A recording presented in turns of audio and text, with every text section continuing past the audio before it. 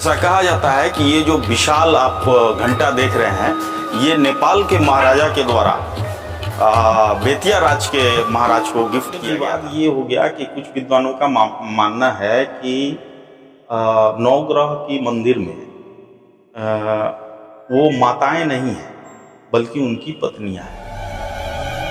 मुझे क्यों नहीं इस विषय को एक वीडियो के माध्यम से दे दिया जाए ताकि लोगों के मनोरंजन भी हो जाएगा और जानकारी भी हो जाएगा कि इतिहास क्या है। बिल्कुल बिल्कुल। और आने वाली कई पीढ़ियों तक ये जीवन में अलग अलग देवी देवताओं का अलग अलग स्वरूप का वर्णन उसमें।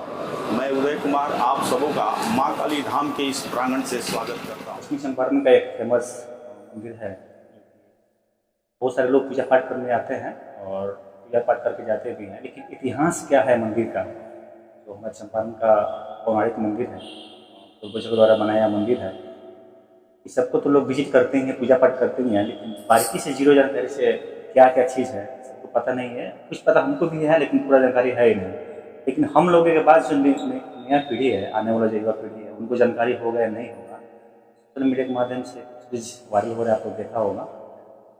जो गर्भधारता है जो चलाए थे और युवा पीढ़ी को जानकारी दी है, साथ जुड़ के हैं उदय जी आपका बहुत स्वागत है। जी बहुत बहुत धन्यवाद आपका। सबसे पहले आपसे पहला सवाल ये रहेगा कि क्या माइंड में आया कि इस वीडियो का आप लोग बनाए और वेब सीरीज का नाम दे दिया आप लोगों ने? इसका पार्ट भी सुनने के पार्ट भी बना हुआ है, 1 2 3 करके पार्ट बना हुआ है, तो थोड़ा इस पर फोकस डालिए आप। देखिए, सबसे पहले तो आपने मुझे स्पेस दिया, इस चीज़ के लिए आपको मैं धन्यवाद करता हूँ।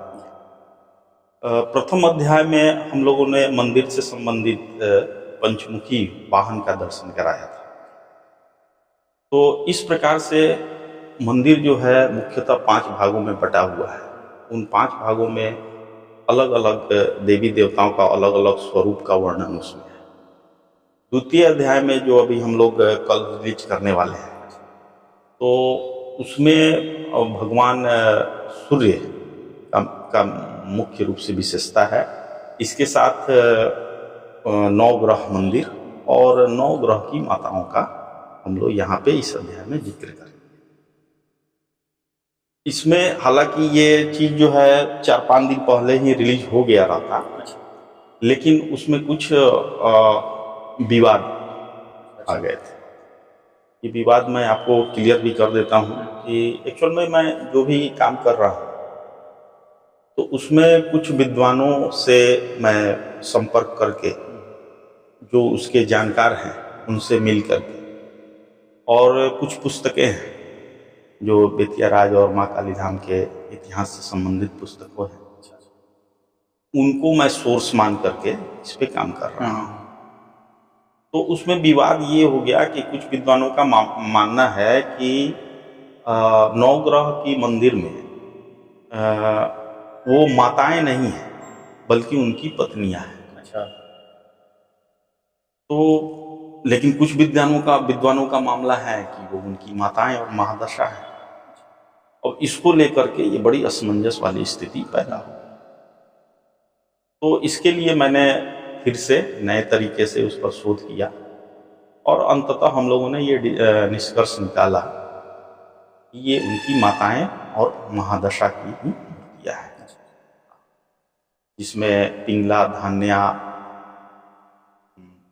और भी जो माताएं हैं उन सबों का जिक्र उसमें हम आपको अगले ये में दिखाएंगे। संकटा विकटा वो माताएं हैं। तो ये विवाद तो यहाँ खत्म हुआ, नहीं तो ये पूर्व में ही इस चीज को हम लोग दूसरे अध्याय को आप लोग के समक्ष रखे होते हैं।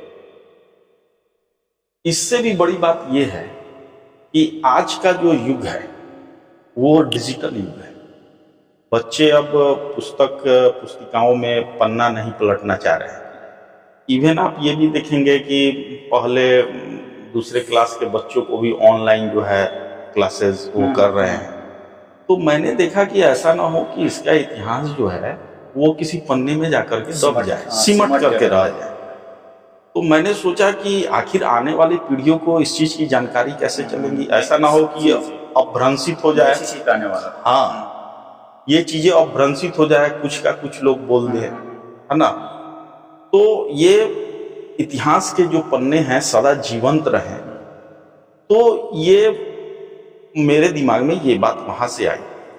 और चूंकि मैं मंदिर से बहुत पहले से जुड़ा हुआ हूँ, मैं जब 7वां या 8वां क्लास में था तभी से मैं मंदिर के कार्यों में लगा हुआ था। और आज मेरी उम्र 45 प्लस है, तो लगभग 30-35 सालों तक का मंदिर के प्रति मेरा वो रहा है, बाल्यावस्था से ही लगाव प्रजुड़ से रहा है। और मेरे जो परिवार के लोग हैं, मेरे बड़े फादर जो हैं श्री बिहारी लाल साहब, तो वो मंदिर के प्रति उनकी जागरूकता बहुत रही है। तो बहुत सारे चीज़ों का वहाँ से भी हमको मार्गदर्शन मिला। मतलब ये जो अंदर की उत्कंठा थी वो चीज़ वहाँ से हमको प्राप्त हुई। इसके अलावा मंदिर में पिछले 25 सालों से, कोरोना काल के पहले, बहुत बड़े बड़े विद्वानों का यहाँ पे प्रवचन हुआ है। श्रीमद् भागवत सप्ताह पर, श्री रामचरितमानस जी पर, और श्री रामभद्राचार्य जी महाराज, जिनके वक्तव्य से हम लोगों को डिग्री मिली और रामलला का मंदिर बना। वो आपको जानकर के आश्चर्य हुआ होगा कि माँ काली धाम सत्संग सेवा समिति के बैनर के तले इसी माँ काली मंदिर के आंचल में बैठ करके 2-2 बार उन्होंने, एक बार श्रीमद् भागवत कथा पर उनका प्रवचन का कार्यक्रम हुआ था, और एक बार जो है वो श्री रामचरितमानस पे हुआ था। और मैया की ये असीम कृपा है कि वो मन संचालन मैंने ही किया था। और मैं आपको बता दूं कि इसके अलावा अतुल कृष्ण भारद्वाज, वो 2 बार आ चुके हैं। इसके अलावा आपके श्री देवराहा बाबा के शिष्य स्वामी विश्वेश्वर प्रपन्नाचार्य जी महाराज, राघवेंद्राचार्य महाराज, आपके अखिलानंद शास्त्री, भक्ति किरण शास्त्री, बहुत बड़े बड़े वक्ता। अभी हाल ही में राधा किशोरी जी का हम लोगों ने कार्यक्रम कराया है। कोरोना के बाद ये पहला बार फिर ये हुआ है, और कोरोना से पहले लगभग 25 सालों तक का ये कार्यक्रम हुआ है। तो वहां से कहीं ना कहीं मन के इस मंदिर में कुछ ऐसी चीजें मिलती थी जो ऐसा लगता था कि, तो वो झुकाव आप समझ सकते हैं कि तो आपको लगा कि अब जो जानकारी मुझे है, तो ये जानकारी मुझे मेरे तक ही क्यों रह जाए, मेरे तक ही क्यों रह जाए, आने वाले उन पीढ़ियों को तो क्यों न दिया जाए। सोच ये था कि जमाना डिजिटल होते जा रहा है, जी, लोग पन्ना कम पलट रहे हैं। कम पर अब समय खाली बीतता है तो लोग मोबाइल पे ही बिता दे रहे हैं, बिल्कुल, या डिजिटल जमाना है तो टीवी पे ही बिता दे रहे हैं। तो आपको लगा कि मुझे क्यों नहीं इस विषय को एक वीडियो के माध्यम से दे दिया जाए, ताकि लोगों के मनोरंजन भी हो जाएगा और जानकारी भी हो जाएगा कि इतिहास क्या है। बिल्कुल बिल्कुल, और आने वाली कई पीढ़ियों तक ये जीवंत रहेगा और इसका प्रचार प्रसार होता रहेगा। जब प्रचार प्रसार होगा तो आप कल्पना कीजिए कि जब ये पर्यटक स्थल के रूप में परिणित हो जाए, तब आपका चंपारण का इकोनॉमी क्या होगा। तो ये सिर्फ उसको एक धार्मिक वो गतिविधि से तो हम लोग जोड़ करके देखते ही देखते हैं, इसको आर्थिक गति से भी जोड़ करके देखा जाए तो ये भी एक अलग पहलू है। इसलिए इस विषय पे चर्चा करना जरूरी है। बिल्कुल। और जाहिर सी बात है कि मंदिर का विकास होगा, मंदिर का विकास तो होगा, जितने भी अगल बगल जो रोजगार हुआ है उसका विकास होगा। उदाहरण के तौर पे कोई भी धार्मिक स्थल उठा के देख लीजिए, एक बाबा धाम उठा के देख लीजिए, अयोध्या का देख लीजिए, बनारस, कहीं भी आप, हाँ ये तो दूर की मंदिर हो गया, अरेराज मंदिर देख लीजिए। सही बात है। और मंदिर का अगर विकास होता है तो अगल बगल में रोजगार की संभावनाएं बढ़ जाती हैं, बढ़ती हैं, पर्यटन मैं का। आपसे एक और बात पूछूंगा, देखिए कोई भी चीज पे अगर आप जीरो से काम कर रहे हैं, जैसे कि आपने बताया कि इसका एक अध्याय बना हुआ है, पार्ट बाय पार्ट बना हुआ है, तो जाहिर सी बात है आपने जीरो से उठाया होगा और लास्ट के अंदर पूरा आपने दे दिया। जी बिल्कुल। और इस वीडियो के माध्यम से सबको समझने का मौका मिलेगा। कोई भी काम अगर कोई इंसान करता है, सामाजिक कार्य हो या मंदिर का कार्य हो, धार्मिक कार्य हो, विवाद झेलना पड़ता है, मुश्किलें बहुत ज्यादा आती है। तो मुझे नहीं पता कि मुश्किलें की मतलब सामना करना पड़े नहीं पड़ा, लेकिन मुझे जहाँ तक उम्मीद है कि आपको सामना करना पड़ा हो। देखिए ये तो जहाँ पक्ष है वहाँ विपक्ष है, ये तो आपने सुना है। हालांकि ये सभी चीजें पहले तो मुझे झेलने को नहीं मिलती थी, लेकिन आजकल ये चीज मुझे थोड़ा बहुत समझ में आ रहा है, क्योंकि लोगों का बहुत प्यार मिला है। क्योंकि बचपन से ही हम मंदिर कार्य में लगे थे, तो हर कोई मुझे अलग भाव से ही देखता था। माताएं मुझे पुत्र की तरह देखती थी, बहनें मुझे भाई की तरह देखती थी। लेकिन इधर के कुछ प्रकरण से थोड़ा सा ये चीज चेंजेस हुआ है। अब मैं थोड़ा सा इसको डीप में जाऊं तो मंदिर के डेवलपमेंट को लेकर के पिछले 20-25 सालों से हम लोग नेता, शासन प्रशासन के लोगों के बीच हम लोग घूम रहे थे, लेकिन वहां से रिजल्ट जीरो हो गया। जब रिजल्ट जीरो हुआ तो एक अंतिम दरवाजा महापौर जो गरिमा देवी थी, वहां पे हम लोग पहुंचे। तो आपके सवाल का जो आंसर है वहीं छुपा हुआ है कि यहीं से थोड़ा बहुत लगा कि कुछ लोग जो है, जो उनको लाइक नहीं करने वाले लोग हैं, वो शायद मुझे भी, लेकिन मैं उन लोगों को ये आश्वस्त करता हूं कि इन चीजों से, मेरा राजनीतिक चीजों से मेरा दूर दूर तक कोई रिश्ता नहीं। आपका मेन मकसद है, मेरा मेन मकसद है मंदिर का उद्धार हो, चाहे वो प्रधानमंत्री नरेंद्र मोदी आके कर दे, या फिर रोहित टिकारिया कर दे, या संजय जायसवाल कर दे, या वो कर दे, लेकिन हम लोग चले गए हैं पिछले 20-25 सालों से। तो उसके बाद से ये चीज आई। लोकल लेवल पर कुछ बच्चों के मन में कंफ्यूजन था, जो चीजों को नहीं समझ पा रहे थे, तो वो चीज भी धीरे धीरे खत्म होने को कगार पे है। माध्यम कोई भी हो, मंदिर का हो रहा है, तो ऐसा नहीं है कि मंदिर उनका ही है, मंदिर सबका है, सबका मंदिर सबका है। आज हम हैं, कल कोई और होगा, परसों कोई और होगा। सही बात। मंदिर तो वहीं का वहीं रहेगा ना। तो ये चीजें, लेकिन उदय जी, मुझे स्पेशली ये बहुत अच्छा लगा जब मैंने आपका पहला एपिसोड देखा, अध्याय देखा। मेरे माइंड में पहले से चल रहा था कि दुर्गा बाग मंदिर हो गया, कालीबाग मंदिर हो गया, इससे कुछ वीडियो बनाया जाए ताकि लोगों को जानकारी मिले। और हम लोग प्लान था कि 10 मिनट 5 मिनट का वीडियो बने, लेकिन आपने इसके लंबा एक्सपीरियंस कर दिया है, तो जाहिर सी बात है कि उसमें आपने एकदम जीरो से उठाया होगा और पूरा बात समझाया। बिल्कुल बिल्कुल। देखिए, ऐसा नहीं है कि मैंने इसको जानबूझ करके बड़ा छोटा, कारण क्या है कि लोगों के पास बहुत व्यस्तता भरा समय है, और उसमें कोई बैठ करके 1 घंटे का डॉक्यूमेंट्री देखे तो शायद पॉसिबल नहीं है। इसीलिए मैंने उसको छोटा छोटा पार्ट की। ये आपने बिजी शेड्यूल में भी आप बैठ करके 7-8 मिनट, 5-7 मिनट का आप उसको स्क्रॉल किए, देख लिए। फिर अगर अंदर से उत्तेजना जगी, वो भाव जगा, तो आप नेक्स्ट के लिए खुद वो करेंगे।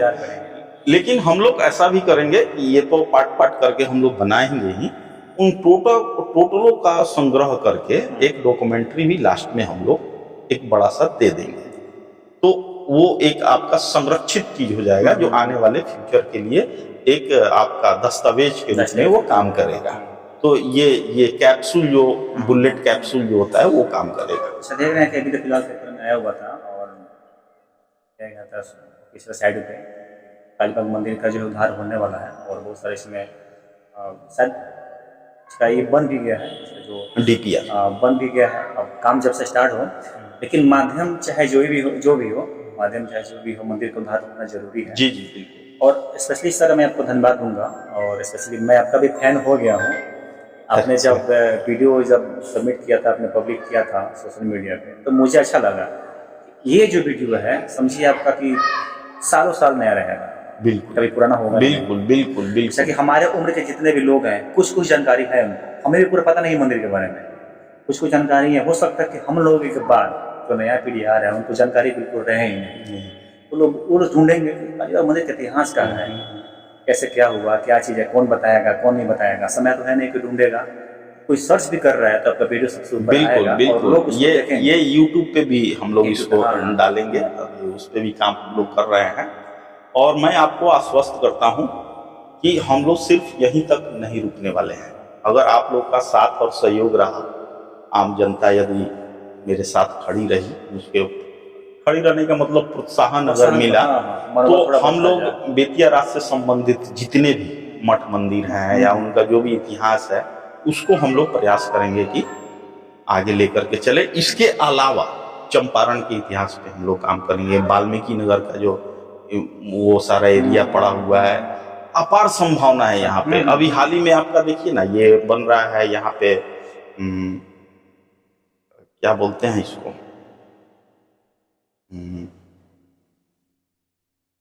चकिया में नहीं, ये मझरिया गांव के पास जो है उदयपुर जंगल जो है, हाँ, तो उदयपुर जंगल अभ्यारण्य टाइप का जो बन रहा है, तो वो भी एक बहुत बड़ा पर्यटन का स्थल बनने वाला है। तो हम लोग जब जैसे ही माँ काली धाम कॉरिडोर बनने की बात चल रही है, तो हम लोग इसको को रिलेट करेंगे, वाल्मीकि नगर से जोड़ेंगे, उदयपुर जंगल से जोड़ेंगे, भितिहरवा आश्रम से जोड़ेंगे, बेतिया राज के इतिहास से इसको जोड़ेंगे, तो एक अपने आप में ये पर्यटन के रूप में एक पैकेज तैयार हो जाएगा।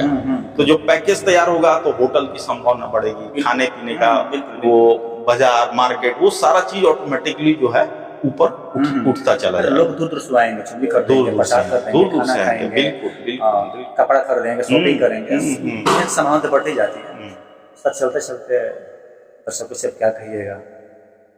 देखिए, अभी दूसरा अध्याय आने वाला है, आप लोगों से आग्रह है कि आप लोग निश्चित रूप से देखिएगा, उस पर अपना जो भी कमेंट हो, अच्छा बुरा जो भी हो, मैं ये नहीं कर रहा हूँ कि आप अच्छा ही कीजिए, लेकिन अगर कोई सुझाव भी हो तो वो एक्सेप्टेबल है, मैं उसको स्वीकार करूँगा, उसमें प्रयास करूँगा कि अगले वीडियो में उसको और बेटर से बेटर किया जा सके।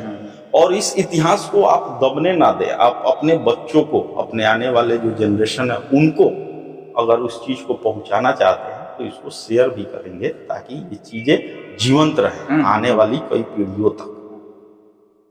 विशेष आपके यही सहयोग की अपेक्षा है।